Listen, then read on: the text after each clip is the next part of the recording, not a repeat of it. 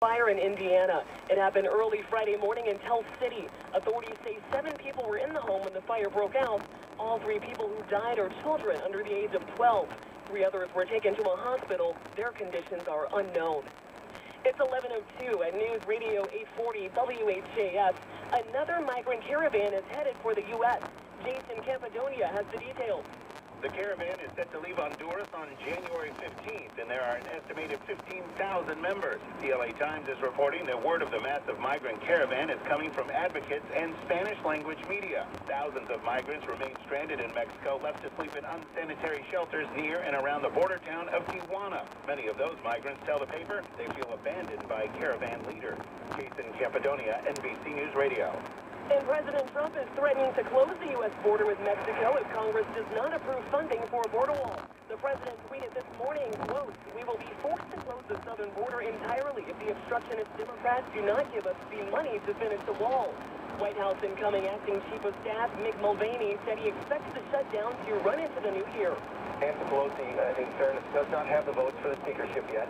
She cannot be seen by her party as being weak on the so we fully expect that until she is elected speaker and has locked that vote up, we don't expect to hear from the Democrats again. Congress is in a stalemate over funding for a border wall, which has led to a partial government shutdown that's now in its 7th day.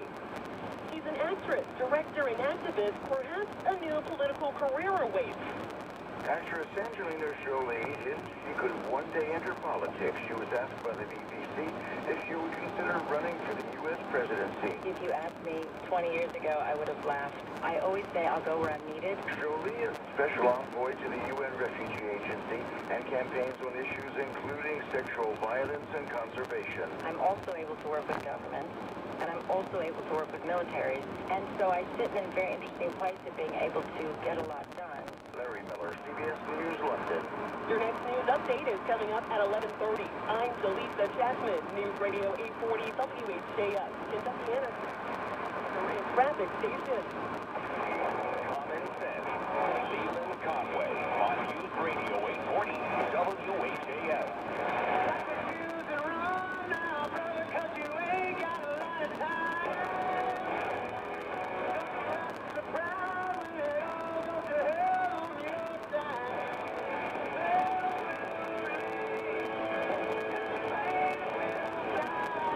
Good morning, it's Joe Elliott in for Leland at News Radio 840 WHJS. And of course, tomorrow afternoon at 2 at the Yum Center is Big Game. The Big Game, the one that so many fans in this area point to as Kentucky takes on Louisville.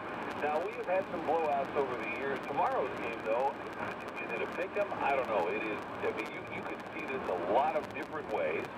Thought we might talk about this hour with Howie Lindsay, who joins us to talk Cardinal Athletics a little later in the hour. But I want to start with our good friend Tom Leach, who is the voice of the Cats. He'll be calling the game tomorrow as the Cats and Cards do battle. And I got to sneak in a football question or two, too, because the Cats are going bowling. It is a New Year's Day bowl that lots of folks are excited about.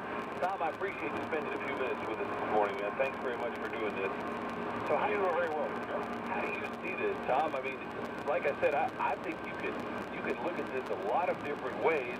And of course, you never know, but it looks like it's going to be a very close, competitive, fun game to watch. It does, and yet so often in this series, it seems like it's been either an unexpected result, like last year being lopsided as far as I don't think that's Right. possible. Right. That's happened before, and then there have been unlikely heroes. You know, not the guys you would expect to play a starring role. So I guess that's the nature of this kind of series, but on paper, it would figure to be a close game. I mean, just the one comparable score, Seton Hall. Seton Hall beat Kentucky in overtime, and Louisville beat them by 5. So, you know, both playing close against a pretty good Seton Hall team. And just on that comparative score, you would think this should be a close game, and I would think that it would be. You know, when I look at, I mean, there's a couple of things. I think Louisville is, 9-3. Kentucky is 9-2. When I look at that North Carolina game last week, though, Tom, I mean, that is pretty impressive. The Cats really had to step up and did. And I don't know, does that give you some momentum? Does that make a difference in playing tomorrow's game at all? I would think so. It seemed a breakthrough moment for Kentucky, and now we'll see if they can duplicate that and play similarly well against a different type of opponent. And once you can establish a level of play against varying styles and groups of personnel, then you're where you want to be. So that's one of the interesting aspects to this for Kentucky tomorrow. For the Wildcats, I've been saying this week, they don't want this to be the only time they play in that building this year because they host an NCAA regional there. And for Kentucky to have a shot to do that, I would think they need to win